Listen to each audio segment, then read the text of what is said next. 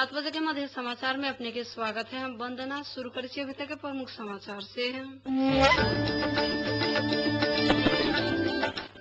सर्वोच्च अदालत के न्यायाधीश श्रवण बहादुर बम के हत्या के विरोध में इसरलाही के संपूर्ण सरकारी कार्यालय कल गेल बंद। संविधान सभा के चुनाव के विकल्प न रहल से तराई मधेश लोकतांत्रिक पार्टी के अध्यक्ष महंत ठाकुर के ठहर।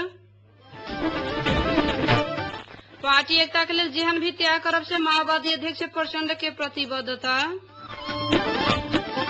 अब भ्रष्टाचार विरुद्ध आंदोलन करैत आयल भारतीय सामंतवादी अन्ना हजारी योग गुरु रामदेव फिर अनशन में बैठे जा रहल।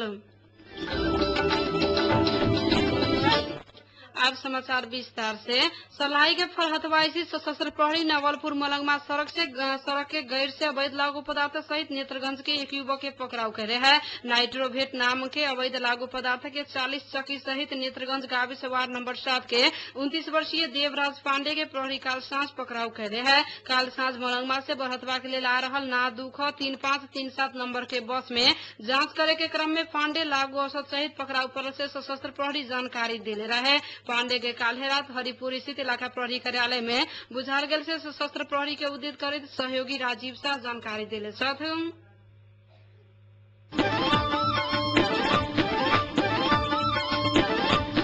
सर्वोच्च अदालत के न्यायाधीश श्रवण बहादुर बम के हत्या के विरोध में आज सरलाही के संपूर्ण सरकारी कार्यालय बंद कल गेल है। संयुक्त कर्मचारी संघर्ष समिति के बीतल शुक्रवार बैसल बैठक कल निर्णय बमोजी में आज सरलाही के सभी सरकारी कार्यालय के काम काज ठप कल गेल से समिति के संयोजक नरेश झा जानकारी दिलन। लेकिन अस्पताल एम्बुलेंस जैसन अति जरूरी सेवा सब बंद न करे के सेहो बतौले। न्यायाधीश बम के हत्या के विरोध में देशव्यापी रूप में न्यायालय मात्र बंद कल गेला पर भी सरलाही में न्यायालय संगे सभी सरकारी कार्यालय समेत बंद करा गेल है। गाविस जीविस लगायत स्थानीय निकाय सब बंद भेला से सेवाग्राही सब मरका में पड़ल है। 4 दिन अगाड़ी सर्वोच्च अदालत के न्यायाधीश बम के काठमांडू के शंखमूल नजदीक अज्ञात व्यक्ति सब मारले गोली ला के मृत्यु भेल रहे।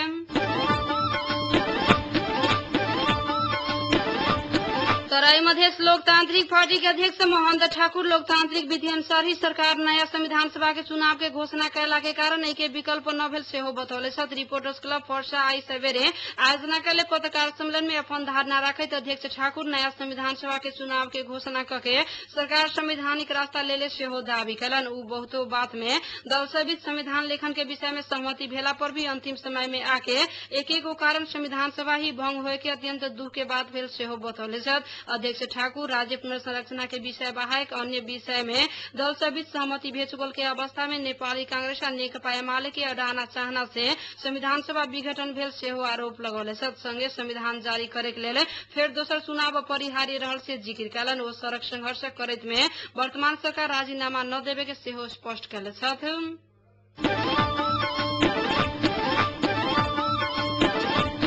एकीकृत नेकपा माओवादी के अध्यक्ष पुष्पकमल दाहाल प्रचंड पार्टी के एक बनावे के लेल जेहन भी त्याग करे के लेल अपने तैयार रहल से बतौले छ। दुनू मृगौला में गंभीर समस्या भेला बाद नेपाल मेडिकल कॉलेज जोर पार्टी में उपचार करा रहल पूर्व जनमुक्ति सेना के संयोजक समेत रहल पोलिट ब्यूरो सदस्य नंद किशोर पुनः पासांग संघ के भेंट में प्रचंड एहन बतौले छ। सवेरे जोर पार्टी स्थित मेडिकल कॉलेज शिक्षण अस्पताल पुगल प्रचंड पार्टी फूट के संघार में पुगल से स्वीकार करे फूटे से बचावे के लेल सकभर प्रयास अपने करब सेहो बतौले छथि। एने अस्पताल में उपचार करा रहल पुनः पार्टी एकता कायम राखे के लेल अध्यक्ष प्रचंड संग आग्रह कैले सेहो बुझल गेल है।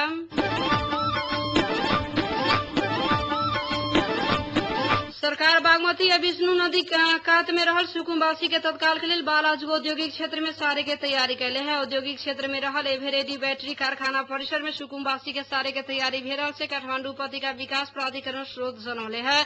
थापाथली स्थित यूएन पार्क के जगह में रहताल सुकुम्बासी के हटाला बाद सरकार विरोध झेलताल है। डोजर लगा के हटाल गेल सुकुम्बासी सबके चौभार स्थित हिमाल सीमेंट के जगह में सारे के चाहल गेला पर भी स्थानीयवासी विरोध कैला पर उक्त कार्य रोकायल छल। उक्त अवरोध बाद 3 वर्ष के लिए ओकरा सबके बालाजू में राखे के तैयारी कैले उक्त कार्य अंतिम चरण में पुगल सेहो समाचार प्राप्त भेल है।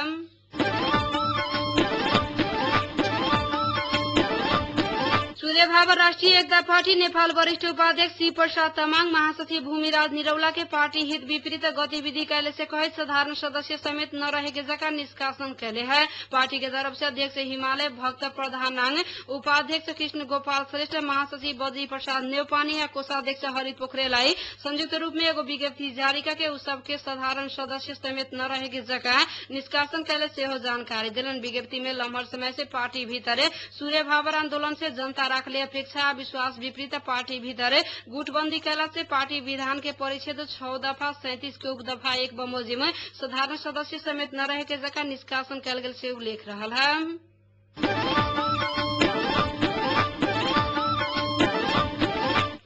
नेपाल मसाल के महामंत्री मोहन विक्रम सिंह माओवादी मार्क्सवाद लेनिनवाद से पतन भेके जातीयता के झंडा बोकले संविधान न बन के संविधान सभा भंग भेल से बतौले माओवादी बहु पहचान के 11 प्रदेश सहित के संविधान बनावे के लिए सहमति क के भी जातीयता में फंस के पछाड़ी लौटल से सिंह के आरोप रहल है। जातीय राजनीति या सत्ता खेले जन आंदोलन के उपलब्धि सबके संस्थागत करे के अवरोध पहुंचले से उल्लेख करित महामंत्री सिंह जनता के जागरण करके दबाव देवे के आवश्यकता रहल से हो बतौलन।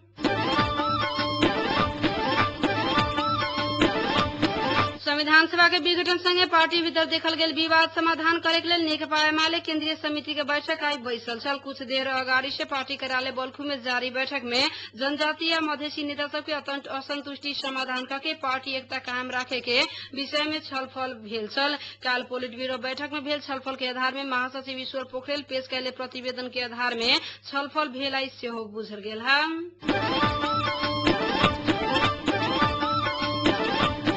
अब विदेश के खबर। विदेश में जमा भेल काला धन भ्रष्टाचार विरुद्ध आंदोलन करैताल भारतीय सामाजिक पार्टी के कार्यकर्ता अन्ना हजारे आ योग गुरु रामदेव फेर अनशन में बैठक भेल छथ। हजारे आ रामदेव आई दिल्ली के जंतर मंतर में एक दिन अनशन में बैठक से भारतीय संचार माध्यम सब जनौले है। अनशन के मद्देनजर करे दिल्ली के सुरक्षा व्यवस्था कड़ा बनाल गेल है से बताल गेल है। हजारे प्रधानमंत्री मनमोहन सिंह सरकार में रहल कुछ नेता सब भ्रष्टाचार में रहल से कहित ओकरा निष्पक्ष छानबीन होय के मांग रखते अनशन में बैसे लागल है।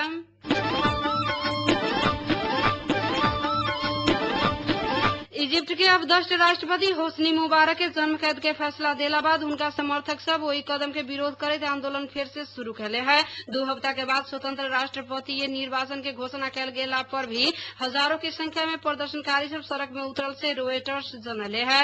विरोध में उतरल कुछ व्यक्ति सब मुबारक के फांसी देवे के मांग समेत कैले है।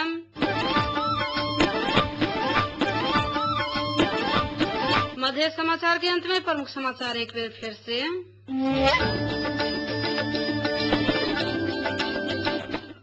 सर्वोच्च अदालत के न्यायाधीश रण बहादुर बम के हत्या के विरोध में सरलाही के संपूर्ण सरकारी कार्यालय कैल गेल बंद। संविधान सभा के चुनाव के विकल्प न रहल से तराई मधेश लोकतांत्रिक के अध्यक्ष महंत ठाकुर के कहब। पार्टी एकता के लिए जेहन भी त्याग करे के लिए तैयार रहल से माओवादी अध्यक्ष प्रचंड के प्रतिबद्धता। अब भ्रष्टाचार विरुद्ध आंदोलन करैताल भारतीय अन्ना हजारे योग गुरु रामदेव फेर अनशन में बैठे जा रहल।